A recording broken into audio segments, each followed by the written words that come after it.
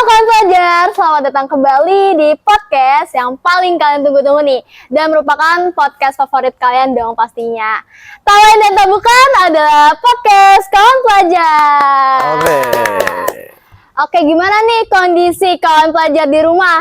Ada yang lagi sakit mungkin atau lagi sehat bugar ya? Semoga aku doain ya ke depannya kawan pelajar bisa lancar dalam melaksanakan aktivitas dan selalu diberikan kesehatan. Amin. Nah, masih bersamaku nih kawan pelajar Almira yang akan menemani kalian dalam bincang-bincang pada episode kali ini. Untuk topik pembahasan episode kali ini tuh beda ya sama episode sebelumnya. Topiknya ini udah nggak asing lagi nih di telinga kita dan bakal sudah menjadi rutinitas kita dalam menjalankan kehidupan sehari-hari, yaitu era media sosial. Kawan pelajar kan tahu sendiri ya, bahwasannya kita tuh sering banget menggunakan media sosial dari bangun tidur sampai kita mau tidur lagi. Bahkan kita nih udah nggak bisa lepas nih sama yang namanya media sosial. Tapi, apakah dengan kita sudah sering menggunakan media sosial, kita nih udah bijak dalam mengelolanya? Atau bahkan kita masih belum tahu apa aja manfaat dan tantangan yang kita hadapi dalam bermain media sosial. Nah, untuk menjawab pertanyaan kawan pelajar yang berenang-renang dalam otak kalian nih, tentu saja nggak usah khawatir karena hari ini kita kedatangan narasumber spesial yang udah punya pengalaman luar biasa dan juga berwawasan luas. Kita sambut, ini dia Bapak Irfan Devata. Terima kasih Almira dan kawan pelajar semuanya. Iya, tentunya Almira juga berterima kasih juga sama Pak Irfan karena udah nyempetin waktu luang untuk bisa bincang-bincang. Karena pasti Pak Irfan schedule-nya padat banget kan. Artis gitu ya. Iya, soalnya kan kerjaannya juga pasti nggak bisa ditenggal kan ya Pak. Kerjaan sih ada aja Mir, tapi untuk kawan pelajar spesial selalu harus ada waktu dan luangkan waktu biar kawan-kawan pelajar tambah wawasannya. Makanya kawan pelajar harus sering-sering lihat channel YouTube ini nih. Harus. Kan? Iya. Oke Pak Irfan, kawan pelajar mungkin belum tahu ya kalau Pak Irfan ini dulu sempat menjadi wali kelasnya Almira waktu kelas 6 SD. Benar ya. Itu gimana Pak pengalaman Bapak selama mengajar kelas Almira? 6D ya waktu itu. Sekarang Mira kelas berapa Mir? Kelas 3 SMP. 3 SMP atau kelas 9, 7, 8, 9 ya? 9, betul. Jadi pengalaman saya atau Bapak pada saat mengajar Almira, pengalaman pahit Mir. Kenapa itu Pak? Pengalaman pahitnya karena pada saat itu kita ada di era COVID-19, tapi pada saat Almira di kelas 6 itu era di mana COVID-19 mulai teratasi dari seluruh belahan dunia ataupun di negara kita sendiri. Tapi alhamdulillahnya di akhir-akhir kita bisa bertemu juga kan, bertatap muka juga.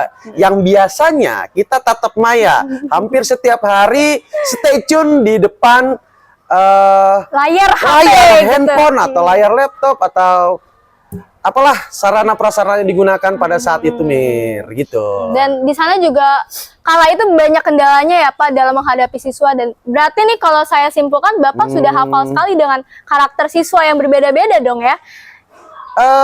Kendala dan karakter ya. Kendala dan karakter. Korelasinya begini Mir.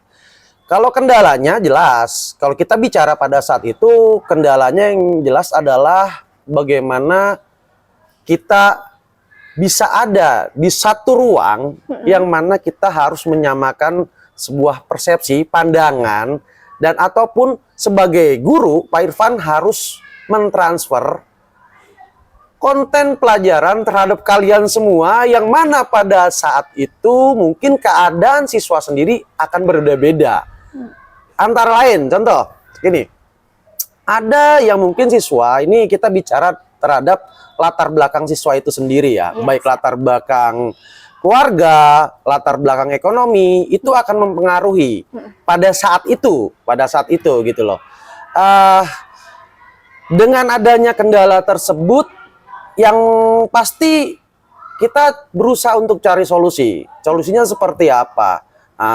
Solusi yang Bapak ambil pada saat mengajar kalian, kita benar-benar menggunakan media sosial yang mana agar konten pelajaran dapat tertransfer dengan baik kepada kalian semua. Tapi itu dari guru itu sendiri.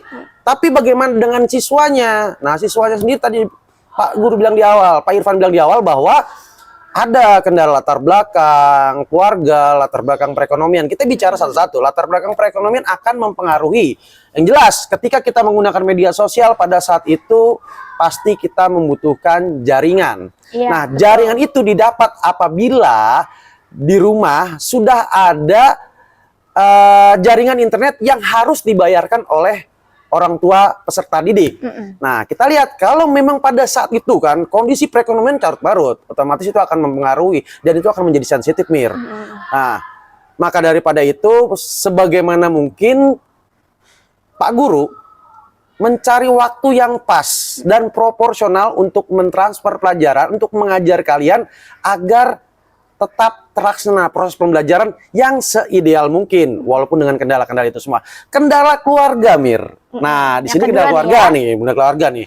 Bagaimana keluarga itu sendiri di rumah untuk mendidik anaknya agar disiplin, tanggung jawab. Nah, kalau misalkan pada saat itu mungkin Mira bisa paham lah. Dan tidak perlu diceritakan siapa yang harus ditelepon Pak Irfan dulu, Betul. siapa harus di WA dulu, siapa Di-list-listin dulu, di-list-listin Japri dulu. ya. Kadang pada saat itu Amira menjadi ketua kelas. Mir, tolong dong dilacak nih siapa-siapa orangnya nih yang belum hadir. Nah, disitulah yang menjadi kendala. Di situ kan berarti ada peran serta keluarga dalam proses pembelajaran. Untuk di keluarga Mira sendiri, alhamdulillahnya Mama Mira sangat konsen terhadap pendidikan. Iya, Jadi alhamdulillah. Amira selalu stay tune pertama hadir pada Wah. saat itu. Media sosial yang kita gunakan sederhana dan simple aja pada saat itu ya. Kita hanya menggunakan salah satu platform yang mana kita bisa bertatap maya, bisa didengar, bisa terlihat videonya dan segala macam. Akhirnya pembelajaran tetap tersampaikan walau dengan jarak yang jauh atau social gitu. distance pada saat itu. Gitu nih. Baik Pak Irfan dan kawan pelajar, ngomong-ngomong tentang media sosial, yuk kita siap-siap dengerin perbincangan seru kita terkait media sosial. Oke. Nih Pak Irfan, pertanyaan pertama nih, bisa nggak sih Bapak sedikit spill atau ceritain pengalaman Bapak dalam dunia pendidikan dan media sosial yang menunjang pembelajaran? Oke. Contoh lain dari tadi ya Pak? Yang Ya, Bapak oke. ceritakan tadi. Kita berarti contoh lain dari yang tadi ya. Iya, betul. Bicara pengalaman, kita akan mundur beberapa tahun ke belakang ya. Beberapa tahun ke belakang. Bahkan di sini Pak Irfan coba mundur lagi dan memposisikan diri Pak Irfan pada saat itu seusia kawan-kawan pelajar atau seusia Mira lah, atau seusia adik-adik kelas Almira. Oke. Jadi pada saat masih menjadi seorang pelajar, sebetulnya media sosial itu sudah ada. Nama juga media sosial. Cuman sekarang kan orientasinya atau ketika kita bicara media sosial, pasti segala sesuatu hubungannya dengan jaringan, internet, dan segala macam.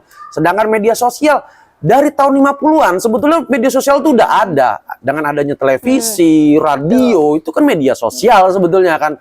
Ada pamflet, selebaran, semua media sosial semua. Nah, pada saat Bapak belajar, itu awal mula adanya internet.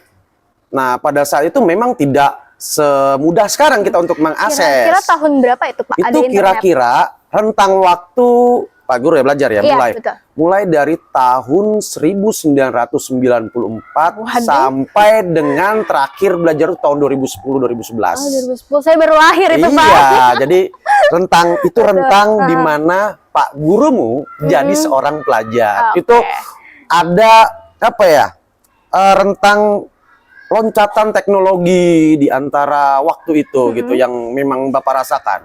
Untuk media sosial sendiri pada saat itu yang seperti diutarakan tadi bahwa media sosial itu ya kita bisa lihat dari televisi, koran, radio, pamflet, poster. Nah, ketika SMP barulah muncul internet. Ada dulu namanya warnet ya, warung internet. Nah, iya. sekarang kayaknya udah jarang ya karena setiap orang sudah bisa mengakses dengan sangat mudah dan perangkat yang sesederhana mungkin. Nah, seperti itu. Nah, sekarang bergeser lagi nih. di era sekarang media sosial tuh apa sih perannya terhadap dunia pendidikan? Jelas banyak perannya, jelas sangat berpengaruh, amat sangat berpengaruh.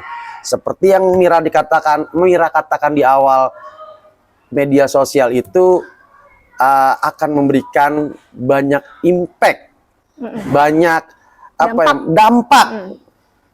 Baik itu dampak yang positif ataupun negatif gitu kan. Nah, di sini butuh yang namanya menggunakan media sosial yang bijak. Seperti yang tadi dikatakan. Nah, jadi banyak ya media sosial yang ada dalam dunia pendidikan yang bukan hanya sekedar seperti yang kita bicarakan tadi di awal sebagai prolog. Dengan adanya media sosial seperti Zoom Meeting, Google Meet, itu salah satu platform yang kita gunakan pada saat untuk belajar. Banyak, ada Google Classroom, bahkan media sosial yang memang digunakan oleh banyak orang sekarang, itu bisa dijadikan sarana untuk belajar atau sarana untuk menambah wawasan, membangun dan menginspirasi. YouTube bisa kita gunakan menjadi bahan referensi atau literasi. YouTube, TikTok, Instagram, Reels, dia ada di Instagram, Twitter, dan segala macam Twitter. Cuman kan kita butuh bijak dalam menggunakannya. Itu aja kuncinya, butuh bijak dalam menggunakannya. Gitu, Mir. Terus selanjutnya nih, menurut Bapak, gimana sih perkembangan media sosial dari beberapa tahun terakhir nih, terutama dalam kalangan pelajar? Penggunaan media sosial beberapa tahun ini, di sini Bapak akan bicara mengenai pengalaman Bapak jadi seorang guru ya. Kurang lebih Bapak ngajar belum lama, Mir. Baru sekitar 12-13 tahunan lah, 14 tahunan lah Bapak ngajar. Nah, 16 tahun tepatnya. Perkembangan media sosial yang awal mulanya khususnya siswa dalam menggunakan perangkat, contohlah handphone atau komputer dan segala macam, di rentang 14 tahun itu sampai saat ini, yang mana lonjakan besarnya itu mulai terjadi setelah tahun 2019 ya, dari 2019. Sebelumnya media sosial yang biasa digunakan dalam dunia pendidikan itu yang biasa digunakan guru di negara kita atau di kalangan, di circle-nya Pak Irfan sebagai seorang guru, antara lain ya hanya YouTube sebagai bahan referensi untuk mengajar, dan konten-konten yang ada pun mungkin tidak sekaya sekarang ya, dan tidak seluas sekarang ya, karena pada saat itu mungkin perangkat untuk membuat konten dan atau paradigma orang untuk membuat konten pembelajaran itu tidak seluas sekarang, karena referensinya masih pada saat itu mungkin masih cukup terbatas gitu. Tapi sekarang Bapak rasa karena banyaknya referensi dari manapun untuk membuat sebagai guru, untuk membuat perangkat pembelajaran atau konten pembelajaran yang akan di-share di media sosial itu sangatlah mudah. Bahkan sekarang banyak guru konten kreator yang mana kreasi-kreasinya itu memang mereka buat diperuntukkan untuk menginspirasi dan membangun siswa-siswanya. Itu banyak yang seperti itu. Ya mudah-mudahan berdampak positif bagi rekan-rekan guru itu sendiri ataupun kepada siswanya. Bukan hanya siswanya, tapi seluruh siswa yang ada di Indonesia ataupun seluruh dunia. Kalau memang dia menggunakan bahasa asing atau bahasa internasional, bilingual dengan menggunakan bahasa Inggris, banyak kok, banyak yang manfaat seperti itu. Jadi perkembangan sosial, kalau dibilang perkembangannya seperti apa? Sangat pesat. Di antara tahun 2019 sampai dengan tahun 2024. Tapi ada tapinya nih. Tapinya apa?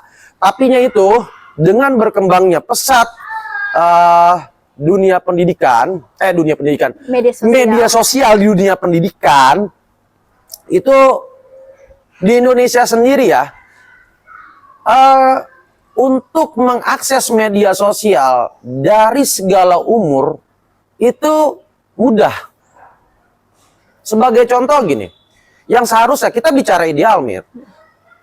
Anak di usia di bawah 18 tahun itu harusnya menggunakan akun yang mana akun itu ketika mengakses sesuatu dia harus izin terhadap akun orang tua atau email orang tua, seperti itu. Tapi kenyataannya, realitanya di dunia nyata ternyata tidak. Semua menggunakan akun orang dewasa yang akhirnya itu dapat mengakses banyak hal. Tapi untuk di Indonesia sendiri sekarang internet positif yang mana untuk akun-akun atau untuk konten-konten yang dirasa sara, pornografi dan mengarah sesuatu yang ke arah Hal negatif itu terrestriksi atau terbatas ya. Tapi tetap saja yang namanya celah itu pasti ada. Yang namanya celah itu pasti ada. Dan itu banyak digunakan oleh orang-orang yang tidak bertanggung jawab. Bahkan sekelas anak-anak usia pelajar di sekolah dasar itu bisa paham dan mengerti bagaimana dia mengakses searching engine yang bukan hanya ada dari negara kita, yang mana dia bisa menggunakan searching engine itu macamnya Google dan segala macam, Mozilla gitu. Itu dari negara lain yang dimana tingkat restriksinya tuh lebih rendah, pembatasan situsnya tuh lebih rendah. Jadi bisa saja dia mengakses hal-hal yang mungkin pada saat itu atau sekarang belum pantas untuk diakses olehnya. Jadi seperti itu. Itulah yang terjadi pada saat ini di negara kita, yang mana yang sangat disayangkan itu ya, kalau siswa menggunakan media sosial tanpa adanya pengawasan dari berbagai pihak, sekolah, gurunya, orang tuanya, dan pemerintah tentunya, nah itu bisa akan menyebabkan hal negatif yang bahkan itu kalau bisa dianalogikan, diumpamakan seperti bola salju yang awalnya kecil lama-lama akan menjadi besar, yang dampaknya makin lama makin besar dari hal sepele saja yang ada di media sosial seperti itu nih. Oke, tadi kan ada hal-hal menarik nih. Satu kalimat yang Mira garis bawahi dari kalimat Bapak. Adanya pengawasan akun orang tua. Nah, itu Bapak sendiri menerapkan ke anak Bapak atau tidak ya untuk saat ini? Untuk saat ini, di perangkat yang digunakan untuk di anak Bapak sendiri, akunnya itu menggunakan akun anak-anak. Yang mana ketika dia akses, dia membuka situs dan segala macam, memang ada perlu izin dari email orang tuanya, dan penggunaannya pun terbatas, harus di manage waktunya. Bagaimanapun namanya anak-anak ya, kontrol dirinya itu tidak sebaik orang yang lebih dewasa, karena pengalaman, wawasan mereka itu masih cukup terbatas. Artinya gini, egonya anak-anak itu jauh lebih tinggi dibanding cara berpikir rasionalnya dia. Apa dampaknya, terus ke depannya bagaimana, apa yang harus saya lakukan, mana boleh, mana tidak, mana pantas, mana tidak pantas. Itu yang mungkin untuk sanggup dan tidak sanggupnya si anak itu tentunya butuh pengalaman dan wawasan. Dan satu lagi yang tidak kalah penting adalah pengawasan orang tua lebih lanjut ke dalam hal keimanan. Nah, jadi nggak bisa dilepaskan. Walaupun kita bicara media sosial, keimanan itu penting. Baik, Bapak, kan kalau ada beberapa orang nih, ada beberapa anak-anak tuh yang nggak suka kalau pakai akun orang tua seperti tadi yang diawasi. Tapi kan orang tua bisa punya alternatif lain, cara lain untuk ngecek HP-nya secara rutin. Boleh. Tapi ada juga anak-anak nih yang marah kalau dicek gitu kan. Malah orang tua takut sama anaknya. Nah, itu gimana cara mengatasinya, Pak? Cara mengatasinya, kita bicarain cara ngecek akun dulu ya. Iya. Nah, kita bicara sebagai orang tua harusnya bagaimana gitu kan. Iya. Yang pertama adalah kita nggak bisa anak-anak itu, kalau Bapak bicara, anak-anak itu nggak akan dia marah dan dia nggak akan merasa memiliki kalau dia terbatas dalam menggunakan media sosial atau waktunya telah di-manage sangat baik oleh orang tuanya. Tapi kalau itu tidak di-manage dengan baik oleh orang tuanya, otomatis akan menyebabkan si anak itu menimbulkan rasa memiliki yang akhirnya dia akan marah untuk ketika diawasi. diambil perangkatnya atau dibatasi secara mendadak. Yang biasa dia main 5 jam, tiba-tiba dia harus hari ini nggak boleh main. Itu akan terjadi gejolak di situ. Tapi kita balik lagi, bagaimana caranya? Oke, kalau memang sudah terlanjur seperti itu, cara mengawasinya gimana? Pertama adalah di track history dari pencariannya. Nah, terus aplikasi apa saja yang terinstal di dalam perangkat yang dia gunakan, gawai yang dia gunakan seperti itu. Tapi kalau kita menelisik ke belakang sebelum terlanjur, jadi ini bagi orang tua siswa atau orang tua yang memiliki anak. Nah, bagaimana nih? Ini penting ya, ini pengalaman kita semua ya. Artinya hal yang paling penting adalah ketika si anak menggunakan media sosial, kita harus paham akan konsekuensinya. Satu, konsekuensi baik dan konsekuensi buruk. Dan pahami juga, walaupun orang tua itu bukan seorang psikolog, seorang psikiater, harus literasi dan tetap belajar bagaimana karakter anak sesuai dengan usianya. Jadi biar paham usia berapakah dia harus menggunakan media sosial dengan waktu-waktu yang mungkin sudah dilakukan riset oleh para ilmuwan. Jadi banyak ilmuwan, kemarin Bapak sedikit literasi mengenai waktu penggunaan media sosial, ternyata rentang waktu dari 0 tahun sampai sekian, berapa waktu yang paling lama dia pakai media sosial, walaupun itu hanya menonton YouTube dan segala macam, itu kan sesederhana itu gitu loh. Dan seterusnya, jadi ada waktu. Nah, jadi waktu inilah yang perlu di-manage. Kalau memang belum waktunya, ya jangan diberikan. Biar anteng anaknya, biar diem gitu. Coba bayangin, anteng dan diem itu apakah itu dampak positif untuk Pak Irfan pribadi? Point of view Pak Irfan terhadap anak yang anteng dan diam menggunakan media sosial itu tidak baik. Karena anak-anak itu butuh bergerak, butuh bersentuhan dengan alam, butuh bersosialisasi dengan explore ya, segala macam yang ada di lingkungannya.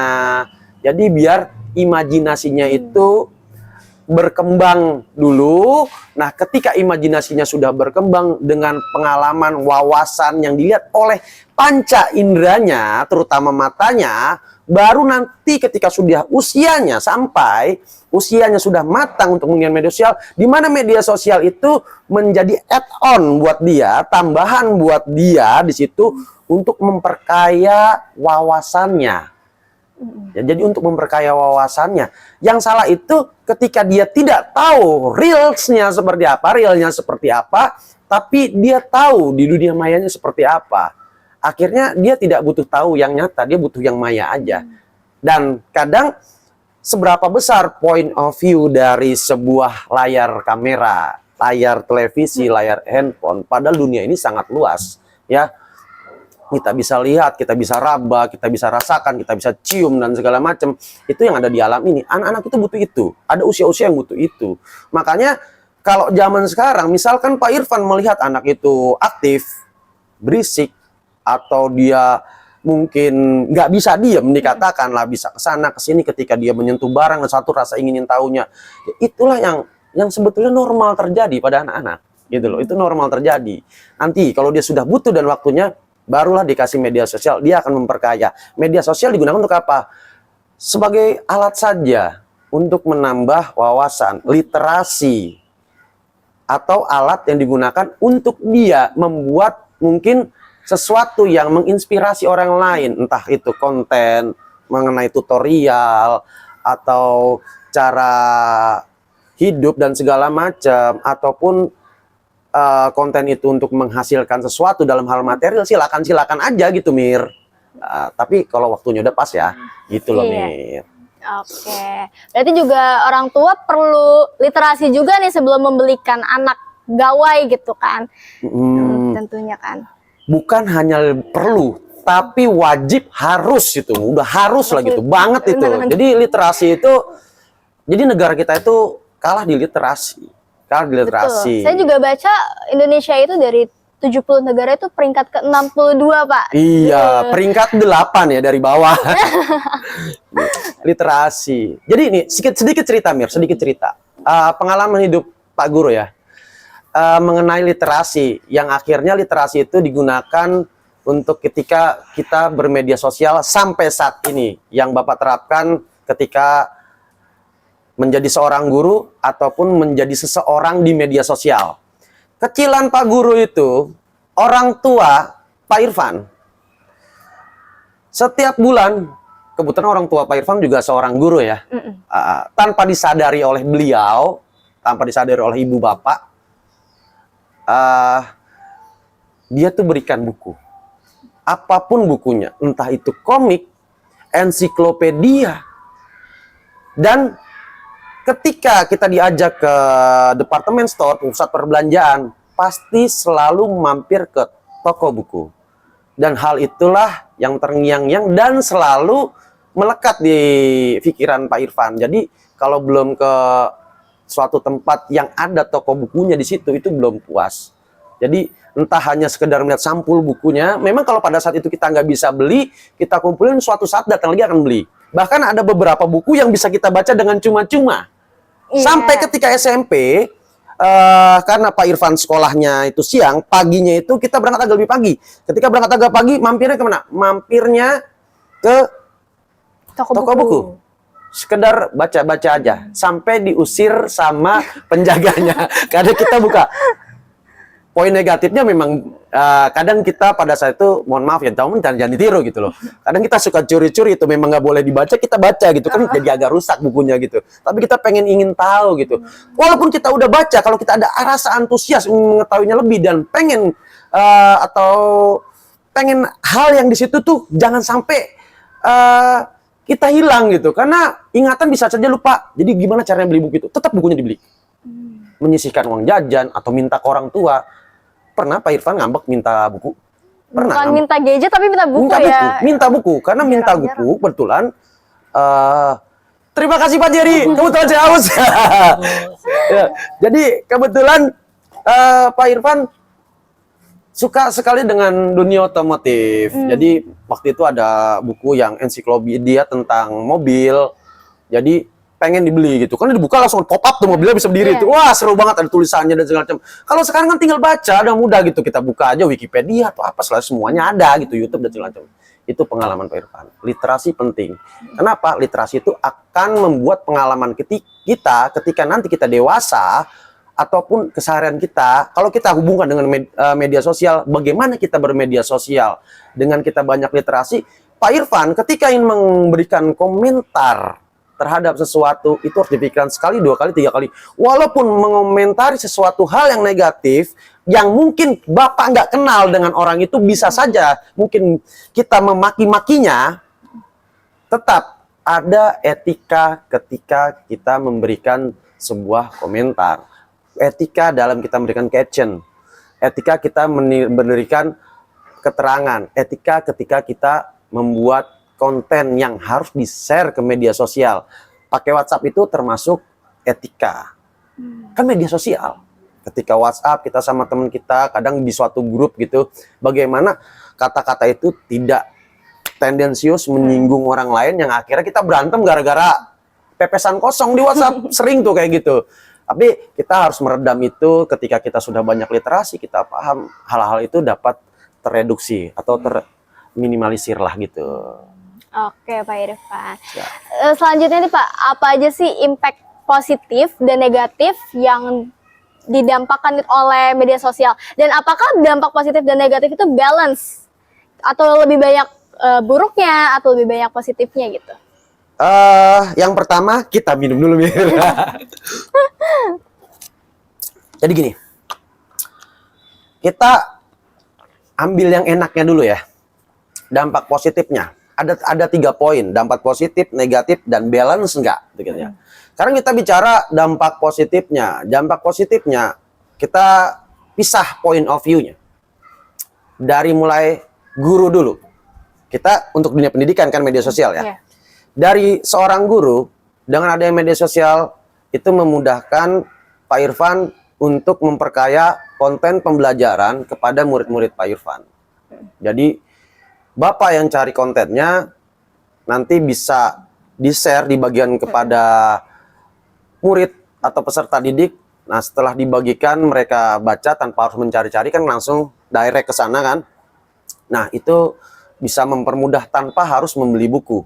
Jadi zaman sekarang buku tuh mungkin bisa dikatakan kalau kita harus beli banyak buku itu udah kurang relevan karena banyak hal yang bisa dicari. Tapi ingat ketika mencari konten dan segala macam harus dengan sumber yang jelas. Itu buat di Pak Irfan dampaknya. Satu lagi untuk mempermudahkan juga media sosial. Jadi Pak Irfan itu sekarang sudah tidak menggunakan administrasi yang berbentuk tulis.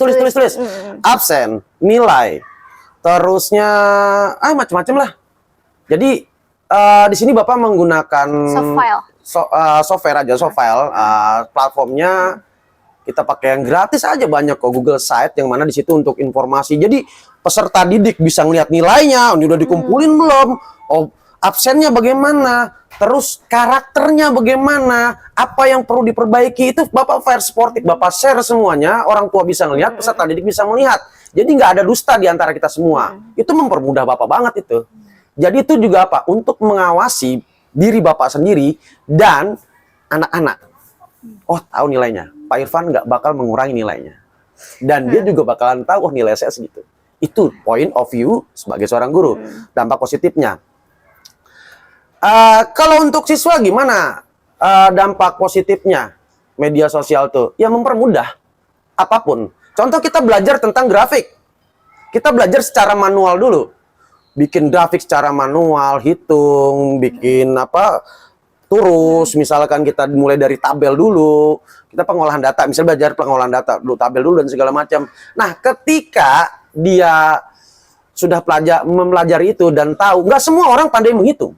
Ya, tapi dengan adanya media sosial dan adanya aplikasi itu dapat mempermudah siswa untuk mencari tahu, media sosial untuk mencari tahu nih gimana caranya bikin grafik yang mudah. Ternyata dia tahu ada aplikasi chart misalnya, dia buat seperti itu. Toh itu yang akan digunakan di masa dia, relevannya digunakan di masa dia saat ini. Nggak mungkin sekarang kita bikin chart, tulis lagi, gambar lagi dan segala macam. Bikinnya pakai aplikasi, sudah jadi, masukkan data, selesai.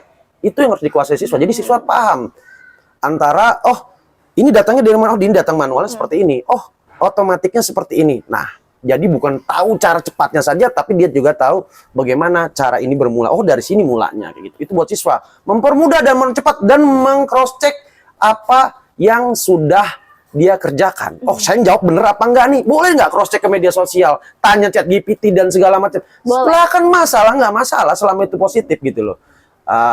Buat siswa itu aja. Seperti itu. Point of view-nya sekarang kita ganti lagi menjadi orang tua peserta didik. Dampak positifnya apa? Dampak positifnya orang tua peserta didik itu kalau gurunya menggunakan media sosial untuk menyampaikan segala sesuatu apapun itu tentang proses pembelajarannya, otomatis akan mendapatkan informasi yang lebih real time, mudah gitu kan, untuk menemui apa sih yang kekurangan ada pada anaknya dan bisa mencatat perkembangan anaknya. Ya banyak hal seperti itu. Dampak negatifnya. Nah, buat Pak Irfan dampak negatifnya adalah media sosial itu masalah controlling dan media sosial. Nah, kadang media sosial itu butuh adanya kontrol, dan siapa yang harus mengkontrol media sosial itu? Dan yang mengontrol itu harus bersinergi antara satu dan lain. Pak Irfan sama orang tua murid harus sinergi. Kalau Pak Irfan nggak sejalan dengan orang tua murid, ya nggak bisa terkontrol anaknya. Kayak gitu loh. Karena media sosial ini banyak masukan dan segala macam. Kadang nggak bisa dibendung mana yang benar, mana yang enggak, mana yang kelihatannya yang benar, yang tidak benar tapi dikemas provokatif ya jadinya. Ya provokatif, seolah-olah itu benar dan segala macam. Itu dia yang sulit untuk dibendung. Itu dampak buruknya. Begitu pula siswa mungkin sama. Dia nggak bisa pilih mana ada media sosial yang buruk, mana media sosial yang baik dan segala macam. Semuanya datang. Apalagi kalau memang dia antusiasnya ke arah-arah sesuatu yang tidak baik, ketika melihat ditambah lagi itu kan stimulus. Nah, direspon lagi sama siswanya, mengikuti, akhirnya jadi buruk. Begitu pula dengan orang tua siswa. Ya dengan adanya media sosial seperti itu, mungkin dia akan kewalahan mengkontrol anaknya apabila sebelumnya sudah ada kesalahan yang dilakukan oleh orang tua peserta didik itu ketika memberikan media sosial tidak tepat guna, tepat waktu, anaknya yang harus menggunakan media sosial kapan waktu yang tepatnya. Nah gitu. Tapi mungkin saya bisa nambahin sih dari dampak negatifnya. Kan Apa tadi Bapak bilang kan kalau ada Google Form bisa memudahkan Bapak, oh jeder gitu nilainya langsung keluar betul, kan, nggak perlu koreksi lagi. Nah tapi saya sebagai pelajar, siswi yang suka koreksi kan, kadang tuh oh ini disalahin kan Bapak juga kadang suka dapat komplainan dari saya. Oke, gitu kan. bener. Nah itu menurut saya jadi dampak negatif juga karena berpengaruh Betul. sama nilai saya, nilai akhir saya Betul. jadi yang harusnya 80 bagus, jadi 60. betul, di situ Pak Ya. keraguan saya juga terhadap media sosial. Itu berarti kendala teknis. Kendala teknis dari aplikasi yang digunakan. Nah, itu ya benar sekali Mir, itu menjadi apa ya? Menjadi salah satu poin negatifnya penggunaan media sosial ketika digunakan untuk assessment. Apalagi aplikasinya itu tidak kurang sempurna ya, kurang sempurna. Kalau menggunakan platform kayak Google Form dan segala macam, misalnya Pak Irfan salah kunci, otomatis jadinya kalau misalkan si anak nggak melakukan controlling atau orang tua peserta didik nggak melakukan controlling, ya itu akan rugi kepada siswa itu sendiri. Berarti dalam kondisi ini siapa Pak yang disalahkan? Kalau sudah kejadiannya berkali-kali. Kalau gitu. disalahkan adalah yang jelas yang salah adalah ketika gurunya tidak melakukan controlling.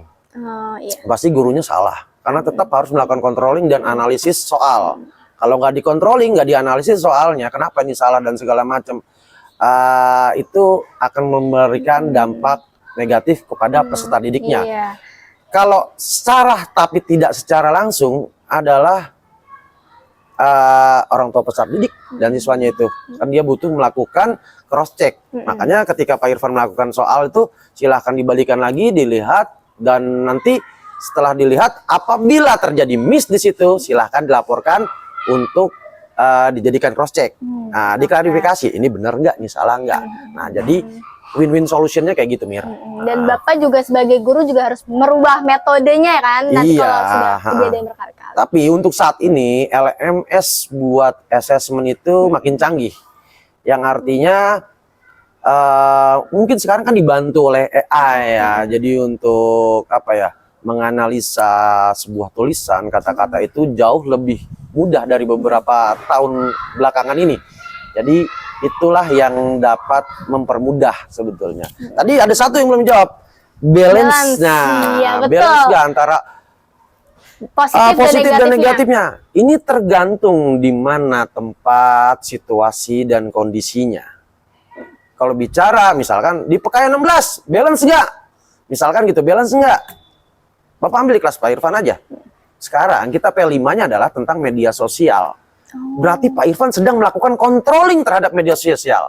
Hari ini anak murid kelas 4 A, B, dan C mengumpulkan jurnal yang mana isinya adalah jurnal penggunaan media sosial selama 1 minggu. Di situ biar kita los dulu anak-anak. Seberapa banyak dia menggunakan media sosial apa yang digunakan, apa yang dilakukan, scrolling, upload, dan segala macam ada di situ. Bahkan berapa waktunya dan segala macam di jurnalnya itu dibuat kolom-kolomnya yang memang anak-anak kan isi dalam 1 minggu. Nanti akan Bapak analisa. Analisa itu akan disampaikan lagi kepada orang tua peserta didik gitu. Dan jadikan kita lakukan evaluasi, lakukan refleksi juga. Oh, setelah dievaluasi ternyata ini banyak banget nih si B ini terlalu melihat media sosial tuh di luar batas kewajarannya seusia anak 10 tahun sampai sekian tahun, yang seharusnya segini. Tapi dengan adanya jurnal itu diharapkan bisa menjadikan controlling buat orang tuanya. Jadi ini pas banget di media sosial. Memang konten ini diangkat atas dasar yaitu kita sedang menggali permasalahan yang ada di SDN PKN 16 adalah penggunaan media sosial. Nah, di sini kita lihat ada ketidakbalance antara nilai positif dan negatifnya penggunaan media sosial. Berarti Mir, dengan diangkatnya P5 internet positif penggunaan media sosial di PKN 16 berarti negatifnya itu lebih banyak dibanding positifnya. Makanya butuh adanya proyek penguatan profil Pelajar Pancasila yang mengangkat tentang media sosial. Biar tereduksi minimal lebih dikit lah yang positifnya dibanding negatifnya. Syukur-syukur negatifnya tereduksi sangat banyak. Seperti itu. Oke. Kalau ngomong-ngomong tentang dampak, selain itu aku juga mau nanya nih, ada nggak sih yang Bapak temuin tuh kasus-kasus nyata dalam kelalaian penggunaan media sosial? Banyak banget kelalaian dalam penggunaan media sosial. Hal sederhana adalah posting yang tidak pantas, yang akhirnya seperti bola salju yang tadinya kecil menjadi besar.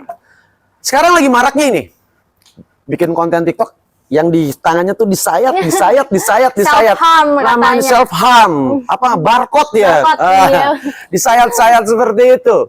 Dia posting sekedar untuk mungkin ya karena tren, dan Bapak rasa siswa yang posting itu tidak paham maksudnya apa gitu. FOMO doang, sayat-sayat dong, self harm gitu. Akhirnya dibaca banyak orang, banyak orang melihat dan sampailah kepada gurunya. Nah, nilai positifnya kita tahu apa yang terjadi kepada siswa tersebut, apa yang dilihatnya dan kenapa dia melakukan seperti itu. Kita paham jadi latar belakangnya dia melakukan seperti itu. Yang mana ya tadi itu dibilang FOMO, tapi FOMO yang tidak bagus gitu loh. Nah, hal-hal itulah yang menjadi bola salju. Takutnya gini, ketika dia melakukan seperti itu, temennya ngikut lagi. Saya ngikutin ini pak, ngikutin ini. Di mana kau lihat? Di story dari Instagramnya, dari Reels Instagramnya, dari feeds Instagramnya, dari TikToknya. Itu baru satu, Mir. Jadi baru satu konten aja, konten masalah. Ya ibaratnya sebetulnya sih itu media sosial tuh kadang-kadang anak-anak itu seperti memberi makan media sosial tuh dengan konten sesuatu yang dia pengen betulnya ada yang namanya krisis eksistensi. Apa itu, Pak? Krisis eksistensi itu dia tuh butuh banyak pengakuan orang lain. Dia tuh butuh validasi orang lain. Caper. Cari perhatian. Pick me. Iya, pick me. Cari perhatian dengan seperti orang biar memperhatikan dia gitu. Jadi biar dia, oh ini orang perhatian, butuh perhatian. Tapi sesungguhnya tidak seperti itu, cari perhatian yang bagus ya. Mending kamu nyanyi, kamu posting, suara kamu bagus, caper yang bagus. FOMO ngikutin orang, pakai ikut dulu semule semuanya. Nah kan karena ada aplikasi itu yang kalau kita nyanyi juga ada filter suara, jadi kita agak lebih membuat jadi noise dari suaranya tuh agak berkurang. Bagus, nggak apa-apa. Tapi kalau misalkan FOMO-nya yang kayak tadi kayak gitu, ya udah itu dampaknya kayak bola salju, rentet kemana-mana. Tuh baru satu dan banyak lagi nggak bisa diceritain. Terus kalau menurut Bapak, media sosial ini kan sekarang juga dijadikan sebagai bahan personal branding. Betul. Nah itu dari sisi Bapak sendiri membantu personal branding Bapak nggak untuk lebih naik lagi? Itu sebagai guru yang Bapak bilang kan tadi suka otomotif gitu. Jadi dan Bapak suka atau tidak jika ada anak-anak murid Bapak yang melihat media sosial Bapak gitu? Oke, nggak apa-apa. Memang media sosial, Pak Irfan sendiri, memang itu menjadi personal branding buat diri Bapak. Tapi gini, Mir, di sini Bapak adalah seorang guru. Tapi di media sosial, Bapak adalah seseorang yang memiliki antusias kepada hal tertentu, passion tertentu, yang mana di sana menggambarkan bahwa Bapak itu adalah seorang yang antusias di dalam dunia otomotif. Makanya kalau Mira lihat apapun yang biasa Bapak posting itu pasti ada hubungannya dengan dunia otomotif. Tidak lain dan tidak bukan seperti itu. Itu persentasenya lebih banyak dibanding ke dunia pendidikan. Karena gini, di sini Bapak sebagai seorang guru di media sosial sebagai orang yang antusias otomotif tanpa harus melepaskan status Bapak sebagai seorang guru, tapi tidak secara langsung. Caranya bagaimana? Ketika kita memposting sesuatu, tetap menggunakan bahasa yang baik, dengan maksud yang baik, tujuan yang baik. Ya mudah-mudahan akan membawa dampak kepada hal-hal yang baik. Ya Bapak tahu mungkin dari beberapa orang, misalnya anak laki-laki itu, hobi template-nya itu kalau nggak di olahraga, di otomotif, di adventure, gitu kan? Iya, betul. Sama di dunia musik, ya kan? Seperti itu di dunia teater. Itu hobi template-nya seorang laki-laki. Bapak ambil yang dunia otomotif. Pasti juga di antara murid-murid Pak Irfan yang lain ada yang suka dengan hal yang sama. Dan bahkan sampai detik ini, kadang Pak Irfan itu masih sering komunikasi dan ngopi bareng sama murid Pak Irfan, bukan bahas hal-hal yang lain, mengenai bahas hal yang menjadi minat atau passion kita bersama, yaitu dunia otomotif gitu. Jadi itu personal branding, betul. Jadi di personal branding Pak Irfan, baik di mana? Baik di Instagram, YouTube, TikTok atau apapun, tetap Bapak konsisten dengan personal branding bahwa Bapak adalah seorang yang antusias dalam dunia otomotif. Tanpa harus melepaskan Bapak adalah seorang guru. Jadi nggak bisa Pak Irfan urak-urakan gitu, misal di jalan naik motor kebut-kebutan, diposting, nggak jelas, itu ya nggak bagus dong, nggak bisa dong. Tetap harus ada mendidik. Walaupun memang kadang bahasanya di situ bahasa dewasa, tapi bahasa tetap harus ada yang menjadi poin positif yang perlu diambil dari konten-konten apapun yang Bapak posting di media sosial, seperti itu. Oke, baik, setelah tadi kita sudah membahas nih Pak tentang media sosial, apa sih cara yang efektif, paling efektif untuk bijak menggunakan media sosial? Cara yang efektif, bijak dalam menggunakan media sosial adalah balik lagi ke awal, literasi. Literasi. Orang yang banyak literasi akan bijak dalam menggunakan media sosial. Kenapa orang yang terbiasa literasi? Orang yang terbiasa literasi itu dia baca dulu, Mir. Dia baca dulu. Literasi bukan sekedar baca, bukan sekedar baca ya, ingat ya. Tapi kita bisa paham juga, bisa paham maknanya. Ya, apa. dalam agama yang Bapak anut, ikro, baca. Ya, baca dulu. Setelah baca baru amati. Amati, pahami. Setelah pahami, resapi, baru lakukan sebuah action terhadap apa yang kita baca, gitu loh. Kita mau ngapain? Itu dulu, literasi. Biar bijak menggunakan media sosial. Dan kita pahami bahwa media yang dua, kita selain literasi, kita pahami, walaupun kita netizen, tapi kita sebetulnya adalah makhluk nyata, bukan yang tidak berwujud, yang bisa saja suatu saat mungkin orang itu tidak kenal menjadi kenal karena media sosial. Bayangin dong kalau kamu dikenal tidak baik, tiba-tiba kamu ketemu, oh ternyata ini orangnya. Kadang orang di media sosial dunia maya itu akan berbeda dengan di dunia nyata kalau dia tidak bijak dalam menggunakan media sosial. Kayak gitu. Jadi kita harus paham, kita adalah makhluk nyata loh, walaupun kita jadi seorang netizen.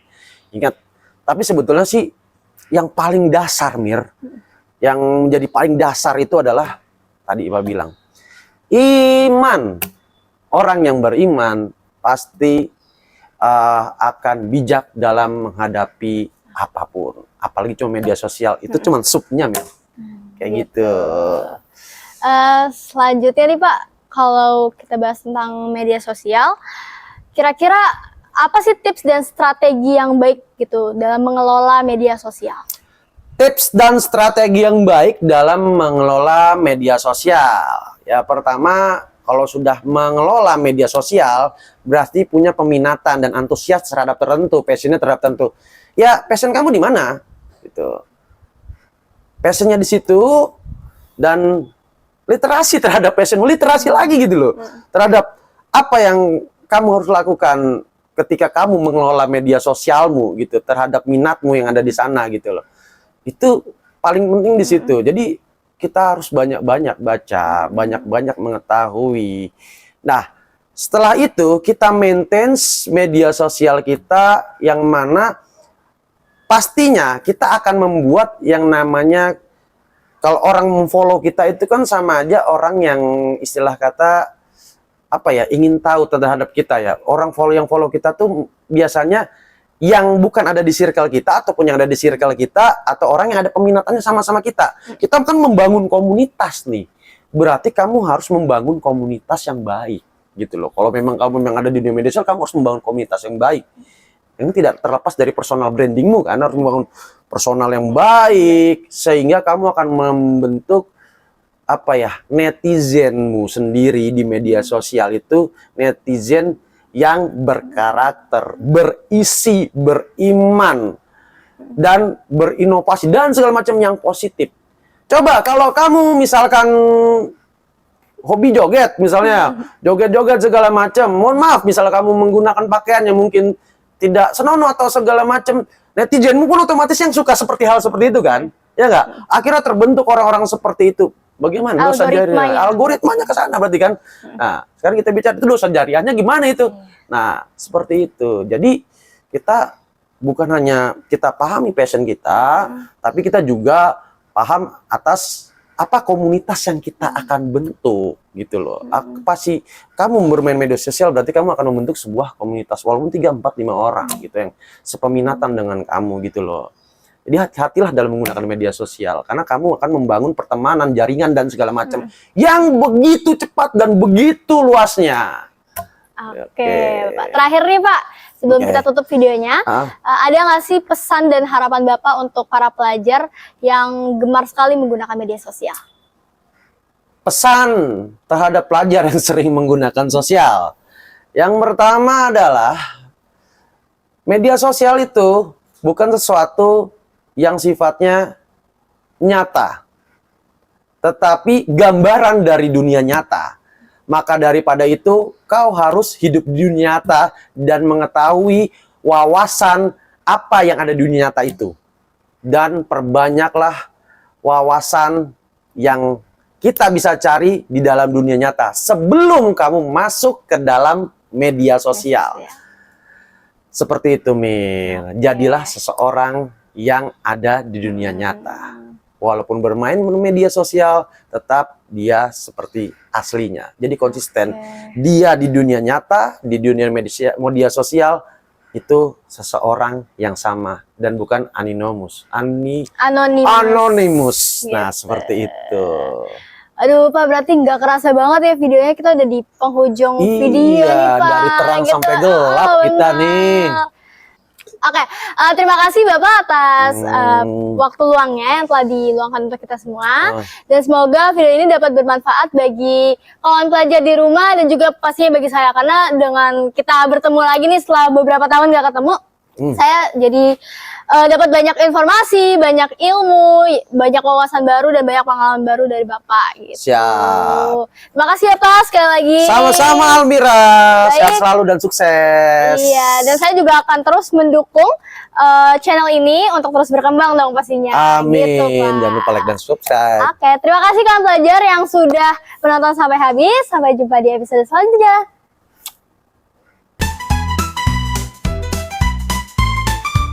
Tes. Assalamualaikum warahmatullahi wabarakatuh. Halo guys. Hai. Dari tadi yang kita enggak haus jadi haus lagi Haus, Pak ya. aduh, Minum dong. lagi. Wow, saking semangatnya, nggak apa-apa.